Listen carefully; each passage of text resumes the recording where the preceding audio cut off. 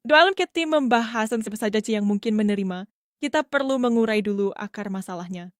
Kenapa belakangan muncul angka fantastis 100 miliar cair untuk pensiunan dan ASN tahun 2025? Banyak orang berpikir ini adalah program baru pemerintah, padahal tidak sesederhana itu. Ada 3 sumber utama munculnya angka tersebut. 1.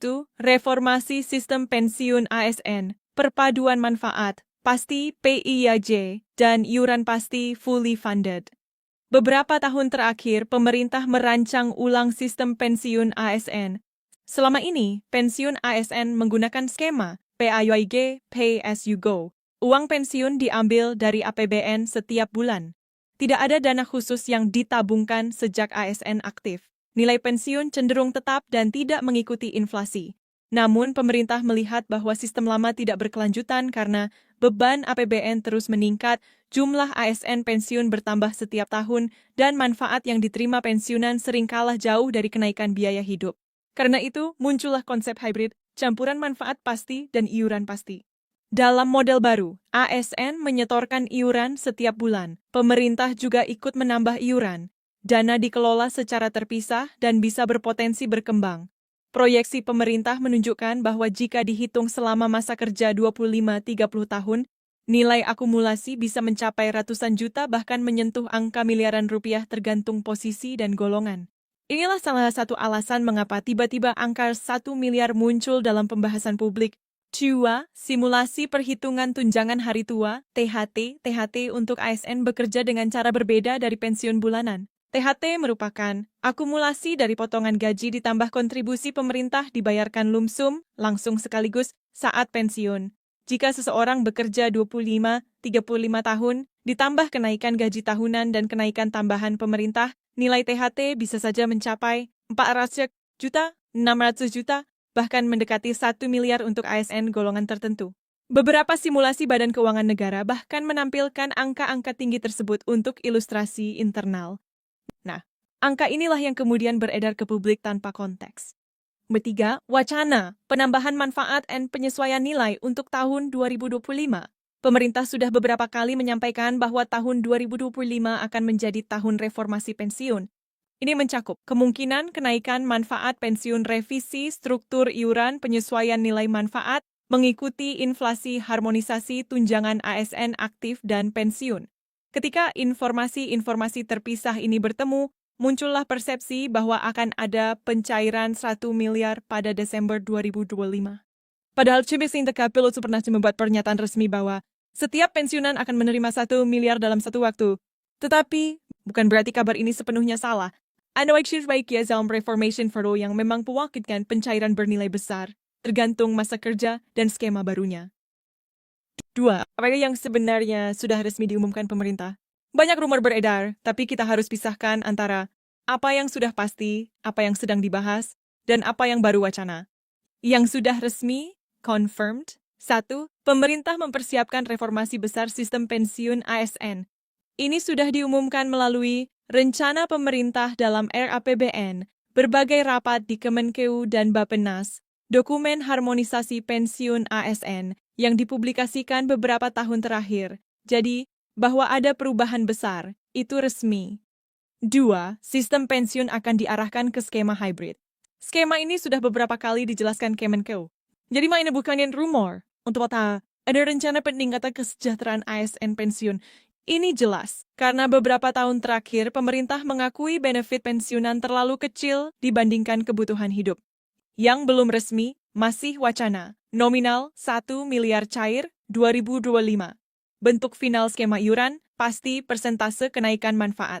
Kapan tepatnya sistem baru diterapkan. Namun sumber-sumber internal menunjukkan bahwa tahun 2025 memang menjadi target awal, karena pemulihan fiskal mulai stabil, pemerintah sedang mempersiapkan model transisi. Banyak regulasi turunan sedang dalam tahap penyelesaian. Dengan kata lain, 2025 adalah tahun kunci. 3. Siapa yang berpotensi mendapat manfaat paling besar? Tidak semua ASN atau pensiunan akan mendapatkan manfaat dalam jumlah yang sama. Berdasarkan simulasi desain sistem pensiun baru, berikut kelompok yang berpotensi mendapat nilai terbesar. Kelompok 1, ASN dengan masa kerja 25+ tahun. Mengapa? Iuran 25-30 tahun menghasilkan akumulasi besar. Tambahan pemerintah memungkinkan dana berkembang. Jika digabung dengan THT, nilainya bisa sangat besar. Inilah kelompok yang paling mungkin mendekati angka miliaran. Kelompok 2, ASN golongan IV atau mendekati puncak karir. Mereka mendapatkan gaji pokok lebih tinggi, tunjangan lebih besar, kontribusi negara lebih besar, nilai pensiun relatif stabil. Simulasi pemerintah menunjukkan potensi akumulasi dana sangat besar di kelompok ini. Kelompok 3, ASN yang berusia 40-50 tahun, saat sistem baru resmi berlaku. Kenapa?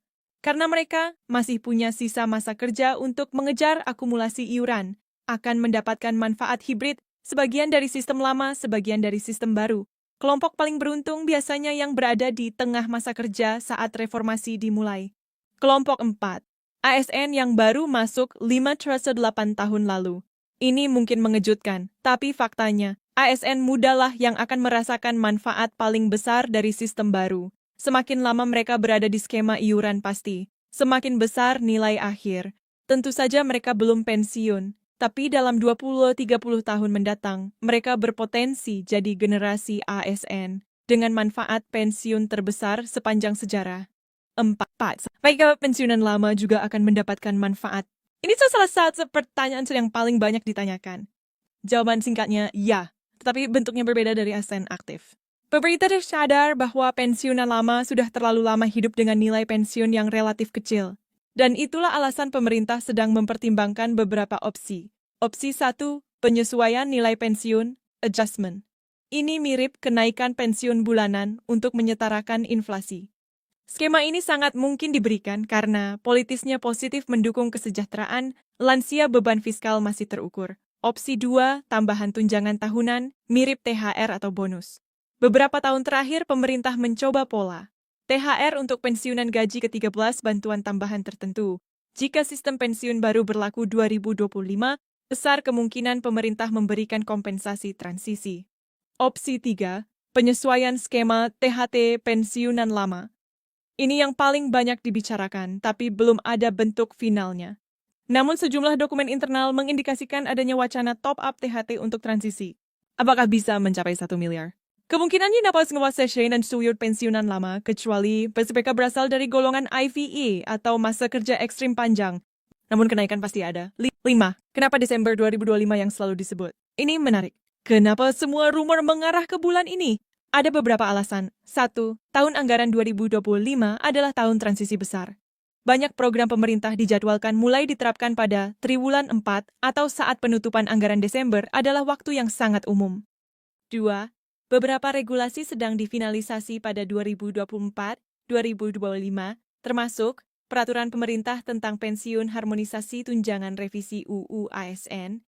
Jika regulasi rampung Q2 atau Q3 2025, pencairan otomatis masuk Desember. 3. Strategi komunikasi publik pemerintah. Program besar biasanya diumumkan atau mulai diterapkan. Setelah evaluasi fiskal akhir tahun saat APBN berikutnya, sudah dihitung ketika ada ruang fiskal yang cukup. Singkatnya, Desember 2025 adalah waktu paling realistis untuk perubahan besar. Sam, bagaimana cara menghitung potensi dana yang bisa diterima ASN? Mari ini kita masuk ke bagian yang lebih teknis, supaya Anda benar-benar paham. Skema pensiun hibrid dihitung dari 1. Iuran ASN diperkirakan membayar sekitar 6-8% dari gaji pokok disetor tiap bulan. 2. Iuran pemerintah ikut berkontribusi. Dalam beberapa simulasi, 6-10% dari gaji ASN. 3. Pengembangan dana, investasi rendah risiko. Dana ini tidak hanya disimpan, tetapi dikelola agar tumbuh. Proyeksi konservatif, 5-8% per tahun. Contoh simulasi sederhana ASN golongan Teresai A, masa kerja 30 tahun, total iuran ASN plus pemerintah, 1.200.000 bulan, pertumbuhan dana, 5% tahun. Jika dihitung selama 30 tahun, akumulasi dana dapat mencapai 800 juta, 1,1 miliar. Simulasi golongan IV bisa lebih besar lagi. Inilah sumber angka miliaran itu. 7. Apakah sistem ini akan pasti menguntungkan pensiunan? Tidak semua perubahan otomatis membawa manfaat besar. Ada potensi keuntungan tapi juga risiko. Keuntungan. Manfaat THT lebih besar, pensiun bulanan lebih stabil. Dana dikelola profesional mampu menyesuaikan inflasi masa tua lebih aman secara finansial. Risiko, besarnya iuran bisa memberatkan ASN muda, nilai akhir sangat bergantung masa kerja transisi. Mungkin memerlukan penyesuaian APBN pensiunan lama, mungkin mendapatkan manfaat terbatas. Namun, pemerintah sedang menyusun skema transisi halus, agar tidak memberatkan kelompok manapun. 8. Bagaimana dampaknya bagi perekonomian dan anggaran negara? Anda dalam mungkin bertanya, kalau sampai miliaran rupiah akan dicairkan, bukankah anggaran negara ikut terbebani? Jawabannya, tidak sepenuhnya. Karena skema baru justru mengurangi beban APBN jangka panjang. Dengan adanya iuran dan pengelolaan dana, negara tidak lagi sepenuhnya menanggung pensiun bulanan. Dana pensiun akan mandiri APBN hanya menutup gap tertentu. Dalam jangka panjang, negara bisa berhemat sangat besar. Ini seluruhnya Lasdi Pembedides mendorong reformasi ini. 9. Apakah kebijakan ini terkait tahun politik atau pilihan pemerintah? Banyak rumor menyatakan bahwa manfaat pensiun meningkat hanya karena alasan politik.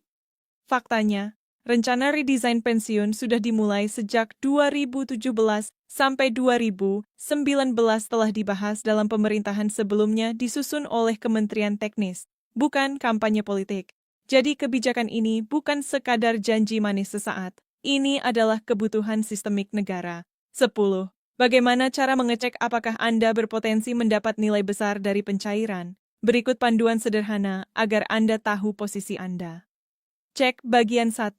Masa kerja semakin panjang masa kerja, potensi akumulasi semakin besar. Jika masa kerja 10 tahun, manfaat masih kecil 10-20 tahun, mulai terasa 20-30 tahun, masuk kategori besar 30 plus tahun, potensi sangat besar. Cek bagian 2, golongan dan gaji pokok. Golongan 3 dan 4 memiliki potensi terbesar. Cek bagian 3, apakah Anda pensiunan lama? Pensiunan lama tetap dapat manfaat, penyesuaian pensiun bonus tunjangan, kompensasi transisi. Meski nilainya tidak sebesar ASN aktif, peningkatan tetap ada. Cek bagian 4, usia Anda pada tahun 2025. Jika usia 50, sangat diuntungkan sistem baru 50-55. Masih dapat manfaat besar 56-60. Manfaat hybrid masih terasa 60. Manfaat lebih ke penyesuaian pensiun 11. Bagaimana jika pencairan tidak sampai 1 miliar rupiah? Ini penting. Tidak semua orang akan menerima jumlah fantastis tersebut. Namun bukan berarti Anda tidak mendapatkan apa-apa. Minimal yang mungkin terjadi, pensiun bulanan naik, tunjangan tahunan ditambah THT, diperbaiki, ada bantuan transisi, kenaikan tunjangan istri, suami, anak, kenaikan gaji ASN, aktif yang berdampak pada nilai pensiun. Artinya, apapun bentuk finalnya, hampir semua pensiunan dan ASN akan mendapatkan manfaat. 12. Jadi, apa kesimpulan besarnya? Jika kita merangkum pembahasan panjang ini, 1 miliar rupiah adalah angka realistis untuk ASN tertentu, tetapi bukan untuk semua orang. Pemerintah memang sedang menyiapkan reformasi besar sistem pensiun. Desember 2025 adalah waktu paling mungkin untuk pencairan transisi. Pensiunan lama tetap mendapatkan manfaat, meskipun bentuknya berbeda. ASN aktif dengan masa kerja panjang dan golongan tinggi adalah kelompok dengan potensi pencairan terbesar. Sistem baru dirancang bukan karena politik, tetapi karena kebutuhan nasional. Semua arah kebijakan menunjukkan bahwa tahun 2025 akan menjadi titik perubahan besar bagi pensiunan dan ASN. 13. Penutup dan ajakan lanjut video. Baik, itu tadi pembahasan lengkap dan mendalam mengenai kabar besar pencairan dana pensiun ASN dan pensiunan di tahun 2025. Mulai dari asal-usul angka 1 miliar rupiah, bagaimana skema ini bekerja, siapa yang paling berpotensi mendapatkan nilai besar, hingga apa saja dampak untuk pensiunan lama. Di video selanjutnya, saya akan membahas lebih detail. Perbandingan sistem pensiun lama versus baru, simulasi perhitungan untuk berbagai golongan, serta apa yang harus Anda persiapkan agar tidak rugi saat sistem baru diterapkan. Jadi kalau Anda ingin terus mendapat pembaruan akurat, jujur, dan mudah dipahami, jangan lupa subscribe sekarang, aktifkan lonceng, dan tinggalkan komentar pertanyaan Anda, supaya Anda tidak ketinggalan informasi penting tentang pensiun, tunjangan, dan kebijakan pemerintah terbaru. Kita lanjut ke video berikutnya.